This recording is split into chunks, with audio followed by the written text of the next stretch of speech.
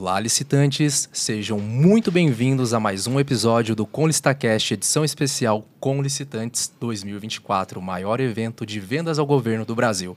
Eu sou o Anderson Terriaga e estarei com vocês durante esses 3 dias nessa imensa jornada de aprendizado. Estou aqui com o meu querido amigo Dudu, que vai apresentar comigo. Muito obrigado por aceitar esse convite, um prazer. O prazer é todo meu. Ser o co-host do podcast do Com Licitantes 2024 é uma honra. Estar ao seu lado, dividir essa importante responsabilidade e trazer mais conteúdo exclusivo para os assinantes com licitação. Isso é fantástico. Então, a gente vai produzir muito conteúdo de valor e nós estamos hoje muito bem acompanhados, inclusive. Temos a professora Aureni Barbosa, que está à sua direita, e à minha esquerda, nada mais, nada menos do que o professor Tiossi Júnior, que já é muito conhecido no Com Licitantes desde a primeira edição, e é o nosso parceiro. A Aureni também, eu tenho certeza, dará um show de conteúdo com muita qualidade aqui conosco. Vamos em frente. Vamos em frente. E o nosso tema de agora, nosso primeiro episódio, trata sobre um mapa para receber em dia. Discutiremos estratégias e se de fato há um mapa para receber em dia, se de fato existem estratégias que nós consigamos fazer com que recebamos em dia. Dudu, por gentileza, vamos começar com a pergunta do milhão. Faça as honras. O mapa para receber em dia. Olha, a gente luta para ganhar a licitação. E quem trabalha, principalmente trabalhando com os fornecedores nos perguntam isso direto. É garantido mesmo que eu vou receber? Porque eles estão muito acostumados a lidar no mercado privado com o cliente. Exato. Eles discutem as cláusulas do contrato, da relação deles com o cliente de forma muito direta. Agora, quando o cliente é um órgão público, a gente sabe que a relação já muda. Então, é uma grande dúvida. O tema desse podcast não poderia ter sido melhor escolhido, na minha opinião. E, até por uma questão de cavalheirismo, vamos primeiro colocar no fogo a professora Aureni, né, para falar, de fato, se existe um mapa para receber em dia, na sua opinião. Bom dia. Ainda bem que você é cavalheiro, viu? Já colocou no fogo a primeira. Bom, primeiramente, queria agradecer o convite de dividir essa banca com vocês, que, além de tudo, são amigos, o Anderson, Eduardo, o professor Tiossi, que, inclusive, acompanho muito o conteúdo, então, tá aqui é uma responsabilidade muito grande, que eu estou se sentindo pressionada, espero corresponder, que está aqui à altura. Bom, e vamos lá. Agora, respondendo a pergunta, não sei se o professor concorda. Na minha opinião, assim, não existe uma forma de você receber em dia. O que existe são mecanismos, procedimento para que você possa, de fato, ter o recebimento. Tiossi, agora é com você. Vamos lá. Primeiro, agradecer a oportunidade, a confiança. Mais um evento fantástico, 3ª edição do Com Licitantes, minha 3ª vez aqui. Me sinto em casa. Eu digo que eu venho mais pela amizade do que por qualquer outro mérito. Então, é uma alegria participar ao lado de amigos e diante de um público tão seleto que está aqui prestigiando o nosso evento, tanto presencialmente quanto no formato online e consumindo os conteúdos do grupo Com Licitação. E, de fato, esse tema inerente ao adimplemento ou ao inadimplemento da administração, eu vejo que é o mais importante na Lei 14.133. Muito se fala da etapa preparatória, do planejamento, que agora ganha status de princípio, Sim. Mas o maior gargalo das contratações públicas, ao meu ver, está na fase de execução, seja em razão de uma omissão na fiscalização e gestão de contratos, seja em razão de não termos critérios objetivos para fins de pagamento. A nova lei até traz, lá no artigo 141, a ordem cronológica de pagamento, que falaremos ao longo desse nosso episódio. Não é novidade, já tinha na 8666, mas estava adormecida. Sim. Agora, na 14.133, ganha um protagonismo. E é isso que nós precisamos debater, refletir bastante, porque eu tenho certeza que nós melhoraremos a qualidade dos fornecedores que participam e todo o fluxo de uma licitação a partir do momento em que o adimplemento, de fato, ser uma prioridade da administração.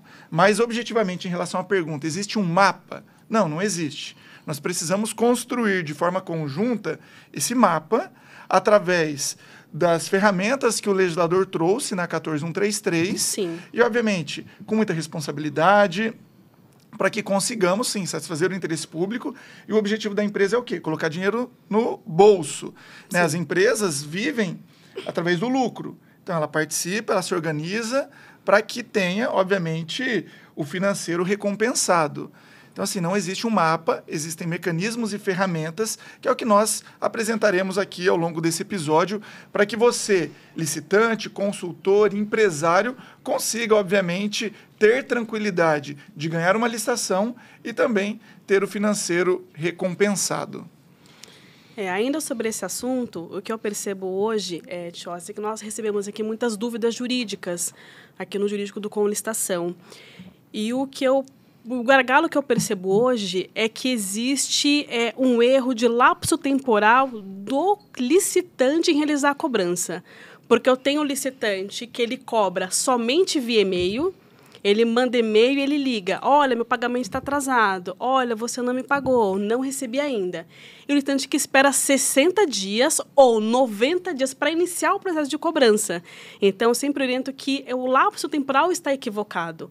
Por quê? Eu acho importante você abrir um diálogo com o órgão público, é importante você dialogar, mas tem que ser na fase inicial. Então, se a minha nota, ela venceu hoje, amanhã eu já ligo. Olha, emiti a nota, ela está tudo certo, está certinha a nota? Tem alguma inconsistência? Manda um e-mail. Agora, se você encaminha a mensagem, se você manda e-mail, se você liga e não tem essa devolutiva, ou o órgão combina e não faz o pagamento, aí, como diria a Marília Mendonça, não receber mensagem também é mensagem. Aí a gente tem que partir para um outro lado e iniciar um processo de cobrança extrajudicial. Não precisa aguardar 60 dias ou 90 na Lei 8666. Tem que iniciar esse processo o quanto antes para que você, de fato, tenha um efetivo recebimento. Eu sou um apaixonado pela nova lei de licitações, não é segredo para ninguém, gosto muito. Sim. Não significa dizer que ela é perfeita, mas se nós fizermos um comparativo direto e objetivo com a 8666, nós temos um avanço sem precedentes. Sim. Mas certa vez eu ouvi um podcast do Flávio Augusto, né, um grande empreendedor, tanto no Brasil quanto no exterior, que corre riscos a todo momento, e a primeira pergunta que foi feita para ele era: o que não pode nos seus negócios? E ele respondeu: contratar com o poder público. E aquilo ali me veio como um soco no estômago, porque como que pode um empreendedor desse calibre, que está a todo momento correndo riscos, não ter interesse em vender para o maior comprador da América Latina, que é a administração pública do Brasil, que corresponde a praticamente 15% do PIB, né, as compras públicas, é um oceano de oportunidades. E a resposta dele foi bem objetiva, em razão da desconfiança. É um ambiente que não traz para o licitante, no caso para um empreendedor, para uma empresa, essa segurança. Ele participa, mas ele não sabe se vai ter reequilíbrio, se ele vai receber. Existem aqueles mitos que nós precisamos derrubar, de carta marcada, Sim, de propina. Então, assim, é desafiador. Mas veja, a nova lei de licitações traz o prazo ali da administração pública de 60 dias. Para que o fornecedor seja obrigado a executar mesmo diante de um inadimplemento. sim. Só surge para o fornecedor o direito de suspender a execução do contrato a partir do momento de 60 dias do inadimplemento. Lá na 8666 eram 90 dias. Mas aqui nós temos uma grande diferença também. Na 8666, o prazo de pagamento, que constava em lei, era não superior a 30 dias. Na nova lei não existe esse prazo. É o edital que vai fixar. Sim. E o edital vai fixar de acordo com a natureza do objeto, com a complexidade, com o vulto daquela contratação. Pode ser 5 dias, pode ser 15 dias, pode ser 30 dias, pode ser 60 dias. Vejam, eu recentemente fiz uma capacitação presencial em Curitiba e teve um servidor público que declarou que, nas suas licitações, eles colocam um prazo de pagamento não superior a 9 meses. Eu falei, isso é uma insanidade, isso é uma loucura. Por quê? Porque você está afastando bons fornecedores. Quem vai manter uma execução contratual para receber com 9 meses? Um fluxo de caixa. Mas porque tem uma série de questões financeiras orçamentárias. Eu falei, vocês precisam resolver isso. É por isso que nós temos tanta picaretagem, é por isso que você, fornecedor licitante, que é íntegro, que é idôneo, muitas vezes sente vontade de abandonar as contratações públicas. Por quê? Porque ele não consegue um fluxo de caixa, porque ele não consegue ter uma organização interna para ficar tanto tempo sem receber. Então, é uma questão de gestão, a responsabilidade é da administração. Sim. Eu vejo que não é nem do fornecedor, a administração precisa se organizar, mas, obviamente, o fornecedor precisa ficar em cima. Exato. E cobrar tudo isso. E, pegando até um gancho na fala inicial, vejam, tem algumas figuras na legislação que estão adormecidas. É por isso que eu insisto em dizer nova lei de licitações. Tem gente que fala, não, ela já tem 3 anos e meio, é 14133. Não, é nova lei de licitações. Ela ainda é um bebê. Tem dispositivos que todos os dias a gente bate o olho e fala, nossa, mas eu não tinha percebido. Verdade. Mesmo na 8666 revogada, em 30 de dezembro, a gente cita alguns dispositivos e o pessoal fala, nossa, mas em 30 anos eu nunca vi esse dispositivo em lei. E tem uma figura que é o preposto da contratada. Lá na 8666, estava no artigo 68, logo após o fiscal no 67. Na nova lei, o fiscal de contratos está no 117, o preposto está no 118. E por que é importante nós identificarmos o preposto da contratada e o fiscal de contratos da administração pública? Porque eles serão os interlocutores. Após a assinatura de um contrato, não é mais o pregoeiro, não é mais o jurídico, não é mais o secretário ou diretor de licitação. A conversa é entre fiscal de contrato e preposto da contratada. Quando assina um contrato ou uma ata, nós temos que identificar esses agentes, essas partes, e ter esse diálogo. Porque senão a empresa fica lá ligando para o pregoeiro, para a equipe de apoio, para o secretário. E mesma coisa, a administração pública fica ligando para o diretor da empresa, para o estagiário. Nós temos que ter agentes identificados nesse momento. Então, se nós temos um alinhamento de preposto da contratada e de fiscal, o fiscal vai indicar quem é o financeiro, vai indicar quem são também os agentes ali responsáveis por essas outras etapas dentro de um processo licitatório. Isso vai otimizar toda a relação, porque vejam, a nova lei de licitações, agora ela traz ali a possibilidade de contratos com vigência decenal. Está lá no artigo 107. Sim. Isso para mim é fantástico. Contratos mais duradouros. Então, vai acabar esse negócio de abrir licitação todos os anos. O foco estará novamente aqui, na fiscalização, gestão e pagamento dos contratos. E se nós não tivermos bem identificado quem é o preposto, quem é o fiscal, quem é o gestor e quem é o responsável pelo pagamento, as coisas não vão fluir. Então, é necessário que nós tenhamos todas essas peças bem identificadas, reuniões de alinhamento no momento da assinatura do contrato. Concordo. O ideal é que seja presencial, mas por conta da dinâmica das licitações eletrônicas. A gente faz pelo Zoom, a gente faz pelo Meeting. Estamos aqui, em um podcast onde o Brasil todo está acompanhando por conta da tecnologia da informação, e é fundamental. Eu fico pasmo de ver contratos vultosos, duradouros, e ninguém sabe com quem está contratando. O poder público Sim. não conhece a empresa não conhece o poder público, é tudo via e-mail, é tudo de forma muito formal, um excesso de burocracia, sendo que nós devemos trazer uma proximidade, né? A lei lá no artigo 11, parágrafo único, traz que um dos grandes objetivos é o quê? Um ambiente íntegro e confiável. E essa integridade e confiabilidade a gente só adquire como? Através de um bom diálogo. Não é proibido diálogo, proximidade. O que é proibido é o quê? O conluio, a propina, Sim, é o jeitinho. sim. Então, é um passo primordial, identificar os agentes, ter uma relação inicial, trazendo as expectativas e um alinhamento constante durante a execução do contrato. Esse é o primeiro passo para nós construirmos esse mapa, é a identificação das partes. Eu quero fazer uma provocação, Claro. porque apesar da professora ter dito que não existe esse mapa, a fala do professor Tiossi, ele demonstrou que é possível que esse mapa ele seja construído. Sim. Esse é o detalhe. O fornecedor que acompanha esse podcast até agora, ele já percebeu isso. Que apesar de nós não termos uma receita de bolo, porque a relação do fornecedor com o órgão público municipal, com o órgão estadual, com o federal, vai ser totalmente diferente. Sempre vai ser. Mas esse procedimento de pagamento, ele pode ser mapeável. Sim. A dica do preposto foi fantástica, concordo plenamente. E eu sempre digo o seguinte, é possível você fazer, numa relação contratual, um networking com o órgão público. Sim, sim. Significando que, após a fase de disputa e após a assinatura do contrato, as pessoas aparecem. E as pessoas são justamente o fiscal do contrato, o gestor do contrato, o preposto e o representante legal da empresa, um correspondendo a cada um no seu momento e quando necessário.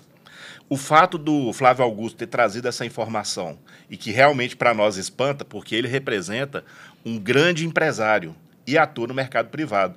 Quando ele fala isso de público, ele reforça uma crença limitante que a gente luta anos para tentar demover, inclusive para poder assessorar mais empresários, bons empresários, para participar desse mercado. Então, eu vou colocar essa pimenta aqui no podcast, justamente porque, apesar de concordar de que não existe um mapa, o procedimento de pagamento, ele é mapeável. Sim, sim. E o pulo do gato é iniciar a relação contratual com um bom preposto e com um bom fiscal. Eles dois conseguem fazer o mapeamento desse pagamento, porque a lei dá os parâmetros. O professor Tiossi deu os prazos. A lei dá os parâmetros e, uma vez que é uma obrigação legal, os dois podem mapear se esses prazos estão ou não sendo estabelecidos, o que é de responsabilidade da empresa, do fornecedor, e o que é de responsabilidade do órgão público. Então, apesar de nós falarmos que não existe um mapa geral, mas esse processo é mapeável. Sim. Isso é muito útil para os nossos ouvintes. O que você acha disso? Com certeza, processo e procedimento. Processo e procedimento. Excelente. E tem mais uma perguntinha aqui que vai apimentar um pouco mais esse podcast. Porque agora a gente está entendendo que o processo é mapeável. Sim. E agora existe um problema aqui. Além de termos uma crença limitante a respeito de como e quando eu vou receber, ainda tem um grande problema. Assim como existe um cadastro de bons pagadores no mercado privado ou dos maus pagadores, no mercado público nós temos dificuldade de informar isso ao assinante com licitantes, para ele falar assim, olha, você pode com segurança participar dessa licitação naquele município. Ele é um bom pagador. Existe ou não, professores, um histórico e onde buscar essa informação? Aquele órgão é um bom pagador? Vamos lá. A nova lei, ela reforça a questão da ordem cronológica de pagamento. E isso está de forma expressa que deve ser disponibilizado no sítio eletrônico oficial. E apenas reforçando o que o Edu complementou, a figura do preposto e do fiscal. Vejam, a empresa ela possui um prazo para execução do objeto. Geralmente tem lá 5 dias, 10 dias após a emissão do empenho, da ordem de serviço. Então, o fiscal, ele não é fiscal da administração, ele é fiscal do contrato. Assim como existe um prazo para execução, existe um prazo de pagamento. Então, o fiscal, ele tem que acompanhar também se, após o adimplemento, que é a execução e a liquidação do objeto, se houve o pagamento dentro do prazo pré-fixado pela própria administração. Então, o fiscal vai chegar lá na tesouraria e vai falar, meu amigo, estava aqui, ó, prazo de execução 5 dias, a empresa executou. E o prazo de pagamento, 15 dias. Chegou o dia 15 e o pagamento não foi feito. O que aconteceu? Está faltando recurso? Houve algum fura-fila? Porque, vejam, nós temos hipóteses, exceções na 14133, onde essa ordem cronológica pode ser violada, com justificativa, sim, com informações ao controle interno, ao controle externo, em questões emergenciais. Vejam, são situações bem específicas. Porque a gente sabe que tem empresa que executa o objeto hoje, no outro dia recebe. Tem empresa que executou há 60 dias e está lá na fila para pagamento. E isso é uma porta para a corrupção. Porque o fornecedor, ele se sente na necessidade de buscar um socorro ao órgão público e isso abre, obviamente, oportunidades para, né, algumas falcatruas, para ser bem objetivo. Então, se nós temos uma ordem cronológica mensalmente disponibilizada no sítio eletrônico oficial de acesso público para qualquer pessoa física, jurídica, licitante ou não, isso acaba servindo como uma ferramenta para o licitante saber do histórico e também saber, após a execução do contrato, qual é o momento em que ele vai receber. Então, isso gera uma projeção, isso, de certa forma, contribui para o seu fluxo de caixa, porque eu sei de empresas que pegam empréstimos para comprar a matéria-prima, para executar o objeto, contando com aquele pagamento, sim, que foi pré-estabelecido. E a partir do momento que aquilo não é pago, gera um imposto, gera folha de pagamento e uma série de despesas que ele, né, não tendo o pagamento dentro do prazo, tem que suportar. Tem que suportar. Então, assim, eu não consigo ainda identificar hoje uma ferramenta que traga, a nível de Brasil, um panorama geral com esse pagamento. Nós temos ali o PNCP, que eu digo que é a cereja do bolo da 14133, pois é uma plataforma a nível de Brasil que traz ali uma ampla transparência, mas do que está acontecendo e não do que está sendo executado. Quem sabe no futuro, né? Mas é entrar no portal de transparência e acompanhar a ordem cronológica de pagamento. Essa é a minha sugestão. E também uma boa relação, né, com o preposto, com o fiscal, com o gestor, sempre ali em sintonia, buscando, obviamente, essa otimização da execução do contrato. Perfeito, concordo, professor. Acho que o nosso papel aqui é talvez desmistificar essa questão do órgão público não paga. O órgão público, ele é ruim pagador, até porque existem muitas empresas que vivem só do governo hoje em dia. Então, se fosse tão ruim assim, concorda que não teriam tantas empresas participando e ganhando dinheiro. Então, acho que é realmente a gente reforçar aqui o papel de fazer essa cobrança muito bem feita, tentar trazer proximidade do órgão público. De fato, do meu ponto de vista, também entendo que não existe hoje um Serasa, uma espécie de órgão público. Eu desconheço.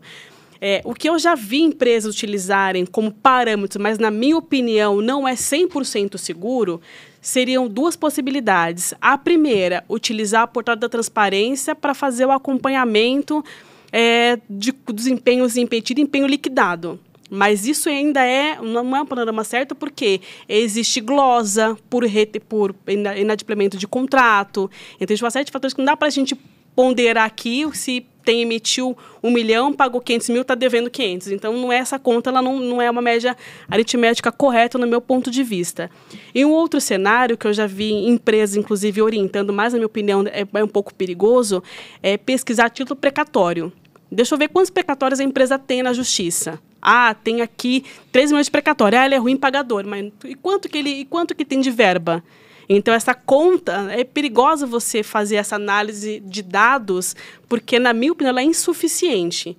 Então, concordo com você que, nesse cenário, o melhor caminho é trazer o órgão público próximo para dialogar e tentar receber o mais rápido possível, utilizando o mecanismo correto. Em termos de legislação, nós temos um ambiente normativo propício para esse pagamento em dia. Sim. Temos a lei de responsabilidade fiscal, nós temos leis orçamentárias, a própria lei de licitações, mas, novamente, a minha sugestão é que tenhamos uma proximidade entre licitante e administração pública, que os próprios órgãos de controle, com a devida vênia, né, foque também nessa questão dos pagamentos, da execução dos contratos, porque é onde estão os maiores gargalos hoje em dia. Eu sou contratado com bastante habitualidade pelo poder público, né? A administração contrata as minhas palestras, os meus serviços, e eu também me sinto ao lado dos fornecedores, porque a gente percebe que não tem uma receita de bolo.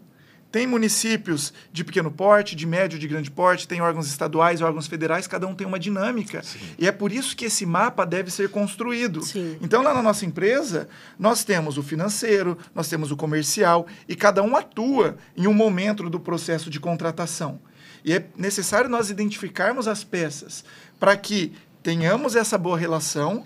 E daí o que acontece? Emitiu a nota após a execução do objeto, é pegar o telefone e ligar. E falar, a nota foi emitida. Qual é a previsão de pagamento? Vai chegar em tal data, eu vou te ligar novamente, caso não seja adimplido. Então, ter essa relação, e daí não é a relação com o pregoeiro, com o jurídico, Sim. com quem contratou, é relação com o setor de pagamento. Porque senão o próprio fornecedor se sente desconfortável. Nossa, vou ficar ligando todo dia para quem está executando. Você está ali em contato direto com o gestor, com o fiscal de contrato, não é para ele que você vai ligar. Você vai ligar lá para o setor de pagamento. Então, é importante nós construirmos e criarmos esse mapa, porque justamente não existe uma receita de bolo. Menor município do Brasil, Serra da Saudade, tem menos de 900 habitantes, fica lá em Minas Gerais. Será que ele tem um setor de pagamento igual BH, que é a capital mineira? Em Minas tem. Então, mesmo que seja pequenininho. Veja, é importante nós criarmos esse mapa justamente porque não é um padrão a nível de Brasil. Sim. Isso serve para minuta de edital, isso serve para minuta de regulamento. A lei traz balizas, mas cabe ao órgão público, diante da sua estrutura e do seu material humano disponível, trazer essas premissas no edital. E, Sim. obviamente, é interesse do fornecedor e do licitante desvendar, através de um bom diálogo, como se dará a dinâmica durante a execução do contrato. Porque imagina ficar 10 anos nessa insegurança, nesse buraco ali, quando eu recebo, será que eu recebo? Então, construa a partir da assinatura do contrato. Perfeito. Professor Tiossi, se você me permite, Aurenia, eu vou te provocar. Mas eu vou provocar o Anderson. Porque quando nós estávamos preparando esse podcast, e ele me apresentou essa terceira observação, eu falei assim, olha, essa é uma pergunta fundamental. Porque muitas vezes a pessoa entra numa licitação, ela sabe a regra do jogo, ela já tem antecipadamente a minuta do contrato, então ela não pode ter surpresa. Quando eu falo ela, o fornecedor. Sim. Então, é uma relação que antecipa as regras do jogo. Para mim, esse é um argumento de tranquilidade que eu utilizo para eu buscar novas empresas para assessorar. Mas essa pergunta aqui, Anderson, ela é crucial para que o empresário continue no mercado. Porque muitas vezes ele tem a regra do jogo, mas olha o que nós provocamos vocês aqui. Se durante a execução contratual, se o órgão público ele pode pagar de forma diversa. E é mais importante essa pergunta até do que saber se existe o mapa ou não. Porque o mapa, a gente já aprendeu com o Tiossi e com você, que é possível construir. Mas e a administração? No decorrer da execução do contrato, ela altera, mesmo que de forma informal, a regra do jogo de pagamento. Isso é terrível. Sua opinião.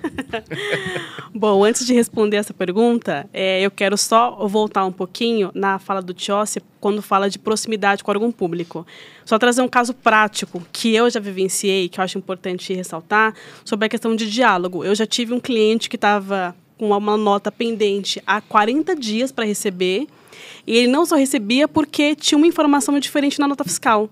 Então, assim, foi uma ligação para a pessoa correta, falou assim, olha, você colocou o imposto errado na nota. Corrigiu o imposto, recebeu. Então, assim, quando você não tem esse mecanismo e você vai falar com o pregoeiro, você vai falar com o gestor do contrato, você manda e-mail, então isso acaba dificultando, mas porque você não tem a forma correta de você, a pessoa certa para você poder dialogar. É importante, só complementando também, porque existem órgãos com regrinhas próprias sobre informações que devem constar na nota. Por exemplo, número do empenho, número do processo. E tem órgãos públicos que não tem nada disso. E daí o que acontece? A empresa emite a nota fica lá 30, 60 dias, chega no momento de pagamento, identificam que tem algum problema. E daí precisa corrigir, daí não tem como cancelar, não tem como substituir, já pagou o imposto sobre aquela nota. Novamente, voltando à questão do bom diálogo. Emitiu, veja quem é o responsável. A nota está emitida adequadamente, precisa de algum ajuste, faltou alguma informação, porque já vai corrigir no ato. Exato. Ou mesmo, antecipa, é o que a gente faz lá na empresa. A gente, antes de emitir a nota, confirma com o setor quais são as informações mínimas que precisam constar no corpo da nota. Porque mesmo a correção, se a gente faz de forma concomitante, gera um retrabalho diante do volume do fluxo que você tem. E se você consegue antecipar esse diálogo, você já elimina um trabalho que eventualmente você teria que refazer. E isso volta na questão do bom diálogo e boa relação com as pessoas adequadas e certas para esse tipo de ato. Essa dica valeu o podcast, hein? Valeu. A gente vê que a base aí desse mapa, para construir esse mapa, é o bom relacionamento, né? O diálogo com o órgão. A gente demonstra aqui o quão importante é, né? Que boa parte desses problemas seriam solucionáveis. Sim, agora, Eduardo, respondendo a sua pergunta, bom, o edital, ele é ato normativo. Então, assim, a gente tem a vinculação. A vinculação ela é de ambas as partes, tanto da administração quanto do licitante. Entretanto, todavia, nós temos sim a possibilidade, o professor concorda, de alterar forma de pagamento. E ela está prevista no artigo 137. Então, eu posso alterar a forma de pagamento, mas tem que tomar muito cuidado. Por quê? Essa alteração de pagamento, já está inclusive na doutrina, ela não pode trazer um benefício a mais para o licitante para não ferir a isonomia do processo. Então, assim, eu posso trazer essa alteração desde que preservada a qualificação econômica do contrato. Mas tem essa possibilidade, sim. E claro que é uma alteração, nesse caso, bilateral. Ela não é unilateral, ela depende de uma concordância do licitante. É isso. A legislação traz várias hipóteses de alteração contratual. Essa é uma delas. Mas, obviamente, existe o princípio da vinculação ao instrumento convocatório, a isonomia que deve ser respeitada não só durante a seleção e escolha do fornecedor, sim, mas principalmente durante a execução. E muitas vezes a gente se depara com prazos de execução ou de entrega diferentes do que foi licitado. Estava lá no edital 30 dias, agora emite o empenho e pede para entregar em 5. Como assim em 5 dias? Sim. Mesma coisa o pagamento. Falava que era em 10, agora quer pagar com 30. Ou que era 30, agora vai pagar com 5. Então, nós temos que ter um bom edital de acordo com a realidade do órgão público, por isso que, novamente, o edital não é uma receita de bolo, nós temos que trabalhar com minutas padronizadas, mas de acordo com a especificidade de cada objeto, de cada contrato. Tem um ponto, não sei se está aí nas perguntas de vocês ou não, mas me passou pela cabeça, é fundamental nós abordarmos nessa temática, que é em razão da eventual retenção de pagamento em razão de irregularidade fiscal por parte do fornecedor. Eu recebo esse tipo de questionamento todos os dias, seja por parte da administração pública ou por parte do próprio licitante. A empresa vai, vence a licitação, executa, emite a nota fiscal, chega lá no setor de pagamento, tô com a certidão municipal positiva, o FGTS não está sendo emitido, a federal venceu, e daí o pagamento é retido. Não existe retenção de pagamento por serviço executado, sob pena de locupletamento ilícito da administração, que é enriquecimento ilícito. Mas consta na lei, consta no edital que a empresa tem que manter os requisitos de habilitação durante a execução. Sim. Mas lá nas sanções, quais são as sanções previstas em lei? Advertência, multa, impedimento e inidoneidade. Não existe sanção de retenção de pagamento. Se o serviço foi executado e a empresa perdeu a qualificação fiscal dela, ela tem que receber. É papel do fiscal de contrato notificar. Pega esse valor, vai lá, faz um acordo e daí pega uma certidão positiva com efeitos de negativa. Daí a empresa executa o segundo mês, chega no momento de pagamento, não tem certidão. O que faz? Paga de novo. Isso é pacífico na doutrina, na jurisprudência do Poder Judiciário, na jurisprudência dos tribunais de contas, não existe retenção de pagamento. No pior dos casos, faz o quê? Rescisão do contrato. Sim. Então, assim, é um ponto que a gente percebe essa retenção muito frequente e a partir do momento em que existe uma data pré-fixada para pagamento e o pagamento não é feito por conta de uma irregularidade fiscal, surge para o licitante também o direito de receber multa e juros moratórios. Esse é um outro ponto que consta em lei. Além de ter um prazo de pagamento, está lá, executou em 5 dias, prazo de pagamento 30 dias. O poder público pode suspender, a empresa pode suspender a execução após 60 dias do inadimplemento. Então está lá, não pagou com 30, pagou com 60, a empresa vai receber o que foi devido e contratado, mas a partir do dia 31 ao dia 60, vai ter a multa e os juros moratórios. Sim. Então, assim, esse é um ponto importante também, que deve ser alvo de impugnações se eventualmente o edital não traz essas condições, porque é texto de lei. Porque a gente sabe, se a gente atrasa um boleto, não tem choro. No outro dia, já tem uma multa e cada dia mais que você passa para pagar, vai incidindo a mora. Para a administração pública é a mesma coisa. Fixou um prazo de pagamento, não pagou, multa e juros moratórios. Eu digo que é mais sorte do que juízo, porque isso já existia na 8666, no artigo 40, e existe na nova lei de licitações. Então fica uma dica para o licitante não verificar apenas as condições de habilitação para participar, mas as condições para pagamento, prazo para liquidação, prazo para pagamento, qual vai ser o valor da multa e como incidirão os juros moratórios. O edital é omisso, também não me atentei, não impugnei. Verifica no mercado qual é o valor que vem sendo praticado no dia a dia e você tem direito a isso. Vai pleitear administrativamente, depois judicialmente, porque isso vai fazer com que a administração pública se organize internamente a partir disso. E, obviamente, nós atrairemos melhores fornecedores. Sim. Perfeito. Ótimo. Então, a gente tem esses mecanismos para conseguir receber o pagamento em atraso, que é a cobrança administrativa, ou, se for o caso, a judicialização. Mas pensando aqui, é interessante eu protestar a administração? Eu posso fazer isso? Que pergunta, né? Essa pergunta ela é recorrente junto aos fornecedores também. E acrescentando a ela, vamos colocar um pouquinho mais de dificuldade, porque vem a vontade do protesto, principalmente quando acontece isso, quando há um atraso injustificado no pagamento. O Jorge já mencionou isso aqui algumas vezes na fala dele. E se o fornecedor pode, além desse protesto, eventualmente fazer a suspensão da execução. Vejam, suspensão, texto de lei, está lá, a partir de 60 dias de inadimplemento. Prazo de pagamento era 5 dias, porque pode fixar um prazo de 5, de 10, de 15, de 30 ou até de 60. Então, fixou de 5 dias. O poder público não pagou com 5 dias.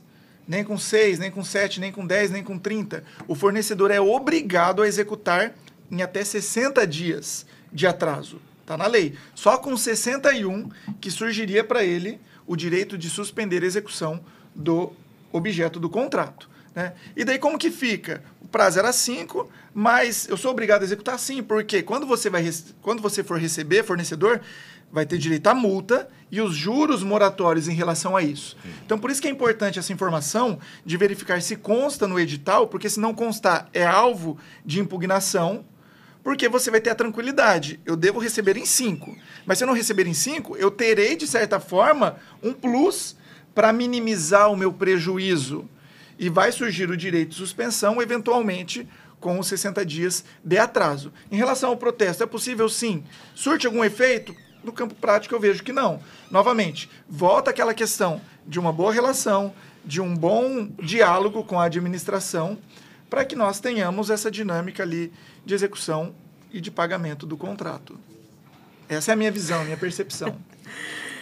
Bom, eu também concordo, professor. Bom, referente a protesto, de fato, efeito prático a gente não tem nenhum. Aliás, eu tive um caso prático em que a empresa ela fez um protesto contra o órgão público e vocês não imaginam que o órgão entrou também com ação contra essa empresa. Porque essa ação de protesto que ele fez impediu o município de receber verba de convênio.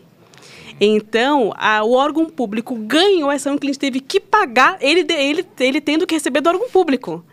Então, assim, eu nunca oriento o cliente, porque como a gente sabe que não tem efeito prático, a fazer protesto. Eu acho isso muito perigoso. Porque a gente não sabe se, de fato, pode trazer alguma questão econômica para o órgão que pode depois reverberar no cliente. Então, assim, eu não oriento. E em relação à suspensão de pagamento, em que você pode, de fato, suspender o contrato, eu também tomo muito cuidado. Porque a lei, de fato, dá essa prerrogativa de que você suspendeu o contrato. Mas, vamos lá, eu tenho um contrato de fornecimento de fone, um exemplo prático, um contrato de fornecimento de medicamento. A gente sabe que o direito à vida está acima da saúde. Então, eu forneço o medicamento, eu vou suspender o contrato? Eu não faria isso de forma administrativa. Eu judicializaria, falaria assim, olha, o órgão está devendo, eu não consigo executar o contrato. Juiz, posso suspender a execução? Você me autoriza? Porque aí eu tenho uma suspensão resguardada no judiciário. Porque acho que a gente tem que fazer uma análise do caso, do que você fornece para o órgão público, quais são os impactos. Merenda escolar. Eu vou suspender? Qual o impacto que vai ter para a população? Então, assim, eu sempre faço uma análise ponto a ponto de quem é o seu cliente que está te devendo. É a Secretaria de Saúde? É o município? É a prefeitura? Quem é o cliente? Eu faço análise concreta do caso para orientar a melhor forma da gente conduzir esse processo. Não sei se vocês concordam. Vejam, né, essa questão de pagamento é muito sensível. Sim. Tem empresas que têm como a principal fonte de renda a administração pública. E muitas vezes são contratações vultosas que podem levar uma empresa à falência. Então é algo muito delicado e tem que ter muita responsabilidade pelo poder público. Nós estamos falando dessa temática porque é aquilo. As empresas vendem para a administração buscando um retorno econômico. Mas a gente não pode generalizar. As coisas avançaram muito nos últimos anos. Hoje, se nós fizermos uma análise num panorama geral, através de diálogos, não números e pesquisas, a gente percebe que existe o adimplemento da administração. Sim. Né? Mas casos específicos e pontuais ganham notoriedade e parece que a administração pública é sempre uma má pagadora. O que nós precisamos é de uma leitura atenta ao edital. Prazo 30 dias, não adianta o fornecedor executar e tentar receber no próximo dia, daqui uma semana. Sendo que, após a execução, tem toda uma tramitação interna para liquidação, para pagamento, para ordem cronológica que consta na legislação e, de fato, talvez demande 30 dias daquele órgão público. Então, novamente, a gente volta àquela questão de analisar o que está no edital, da empresa saber onde ela está participando, dela ter esse fluxo de caixa porque pode ser que ela receba com 1 dia, com 2 dias, se a ordem cronológica estiver ali enxuta, e se nós tivermos disponibilidade financeira para esse pagamento, mas pode ser que, de fato, ela só receba com 30 dias, ou eventualmente com 60 dias, que surgiria esse direito para fins de uma eventual suspensão de contrato. Então, a empresa ela não pode sair participando de forma aleatória. E hoje, infelizmente, eu vejo isso com bastante frequência. Nós temos agora a licitação eletrônica como uma preferência, como uma tendência, e não como uma regra. A lei fala preferencialmente é diferente de regra. E vejam, e isso faz com que nós tenhamos um encurtamento de distância. Então, eu estou ali dentro de um escritório, na qualidade de consultor, participando de 50 licitações no mesmo dia de forma simultânea. E daí eu verifico, o objeto eu atendo, o preço é atrativo. Tá, mas eu verifiquei logística, prazo de execução e o prazo de pagamento. Então, o fornecedor, muitas vezes, ele se sujeita a condições que ele não terá condições de suportar, seja num prazo de execução, seja no prazo de pagamento. Então, a primeira dica é uma leitura do edital. Perfeito. Eu consigo suportar 30 dias para executar esse volume, até porque boa parte das contratações, elas são através do sistema de registro de preço. E daí não sabe exatamente em qual momento será solicitado e nem a quantidade que aquilo será solicitado.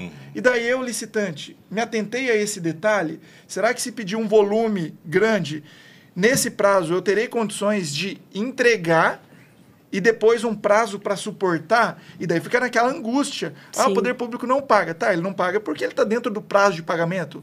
O inadimplemento se dá após a expiração desse prazo de pagamento, e não do momento que eu executei o objeto. Né? Então, vai muito dessa análise. Por isso que eu digo, a empresa, quando ela entra no mercado das contratações públicas, ela tem que avançar de forma gradual, criando uma boa base, tendo bons pilares, para depois alçar voos maiores. Porque senão ela já sai fazendo loucura, e daí depois bate o desespero, e parece que a culpa é da administração. Exato. Então, é esse ponto, né? Nós temos que ter essa análise sistêmica do instrumento convocatório, da legislação, conhecer bem os direitos e deveres. Por isso que esse tipo de podcast é fantástico, vem ao encontro do que está na lei, que é a capacitação. Nós temos o Com Licitagol, nós temos vários projetos do grupo Com Licitação que vêm ao encontro. E, obviamente, isso traz uma segurança jurídica para que o fornecedor analise se vale a pena participar ou não. Porque senão depois fica, né, aquela situação bem delicada e nem sempre a culpa é da administração, é o próprio fornecedor que se sujeitou a diretrizes que ele não tinha condições de suportar. Excelente. Perfeito. Professor, até pegando um gancho no que você falou, sobre registro de preço. Então, vamos lá, eu tenho ata, a gente sabe que na ata eu posso ter diversos contratos dentro de uma ata só, que é o empenho. E, nesse caso, quando um empenho ele não é pago, aí faz outro empenho, aí não paga, aí faz outro empenho, aí não paga, o fornecedor fala assim, eu não vou mais executar, porque esse órgão não me paga. Eu falo assim, nossa, mas cada empenho é um contrato, o contrato tem a natureza personalíssima. Então, a gente fica numa questão um pouco, assim, difícil de lidar, né? Como que você vê nessa situação em que o inadimplemento ele vem de uma ata diversos empenhos em abertos? Vamos lá. Né? A ata de registro de preço é uma ferramenta poderosa, é um procedimento auxiliar, está lá no artigo 78. E a recomendação é que nós não tenhamos contrato para esse tipo de contratação. Sim. Porque não faz sentido nós termos uma ata que traz ali o objeto, o valor, obrigações da contratada e contratante, e depois nós temos um outro documento que vai repetir praticamente tudo aquilo que já estava tanto no edital quanto na ata de SRP. Então, a lei traz lá no artigo 95 instrumentos hábeis que podem substituir o contrato. E um deles é a nota de empenho, a ordem de serviço. Mas, obviamente, a nota de empenho e a ordem de serviço tem que trazer informações mínimas, nos termos do artigo 92. Qual que é o prazo de execução, qual é o local de execução. E a partir do momento em que foi emitido esse instrumento hábil, é como se nós tivéssemos um contrato assinado entre as partes. Então, ali, as mesmas diretrizes e prazos que nós temos para fins de pagamento e de fiscalização e gestão, na ata ou na ordem de serviço, na nota de empenho ou na ordem de serviço, seguem as mesmas diretrizes. Então, emitiu um empenho, daí tem ali o prazo de entrega, a empresa entregou, emitiu a nota fiscal, foi liquidado, agora vai ter o prazo de pagamento. Emitiu um outro empenho, mesma coisa. Nós temos ali o prazo de entrega, prazo para pagamento e nós temos que fazer esse monitoramento. Por isso que a ordem cronológica ela é fundamental, mas de acordo com cada empenho ou ordem de serviço emitido e, obviamente, conforme as liquidações vão acontecendo também.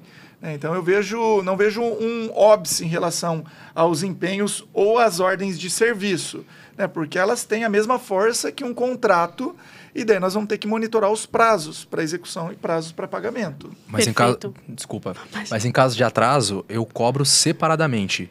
Sim, a cada pedido. A cada pedido. Exato. Foi feito um empenho. Tem lá 30 dias para pagar aquele empenho, né, após a execução do objeto. Daí, na outra semana, faz um outro empenho, que é um outro pedido, que é normal. Daí, na outra semana, faz um outro empenho, que é um novo pedido. Isso é normal. Merenda, a entrega é diária, a entrega é semanal, medicamento, tem um fluxo. Sim. Então, são empenhos diários, semanais, quinzenais e nós vamos fazer o acompanhamento, tanto de execução quanto de pagamento, conforme cada empenho recebido, conforme cada pedido de compra, conforme cada ordem de serviço. São nomenclaturas que a lei traz lá no artigo 95, que a 8666 trazia no artigo 62, que podem, obviamente, em cada órgão público, ter outras nomenclaturas, mas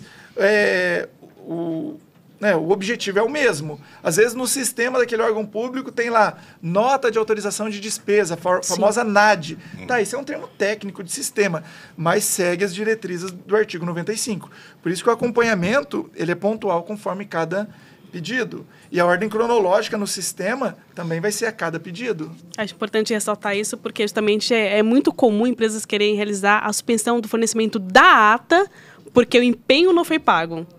Então, quer suspender a ata, fala assim, não pode, porque a ata ele é um pré-contrato. Perfeito. E o empenho é o contrato efetivo. Então, se você suspende a ata, você será penalizada por inexecução parcial ou total de contrato.